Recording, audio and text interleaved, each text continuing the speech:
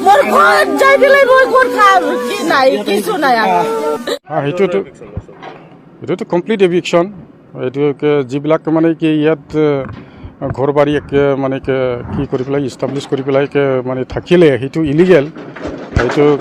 completely reserve ফৰেষ্টৰ আণ্ডাৰত আছে সেইকাৰণে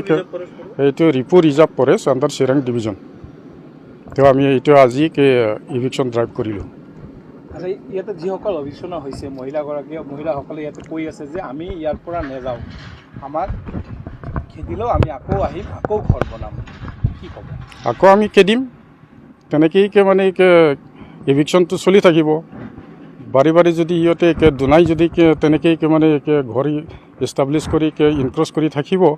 আমি দুনাই তেনেকেই ইভিকশ্যন কৰিম তো ইভিকশ্যনৰ চামনা হৈ থাকিব লাগিব ইয়াতে অকল গাঁও স্থাপনে নহয় ধৰ্মীয় স্থানো দেখা গৈছে বহুকেইটা বনাই থৈছে সেইটো সিহঁতৰ ষ্ট্ৰেটেজি এটা মন্দিৰ বনালে বা চাৰ্চ বনালে মানে সেইটো ভঙাব নোৱাৰে ধৰ্মীয় কিবা আৱেগ বা কিবা থাকে আস্থাৰ কিবা থাকে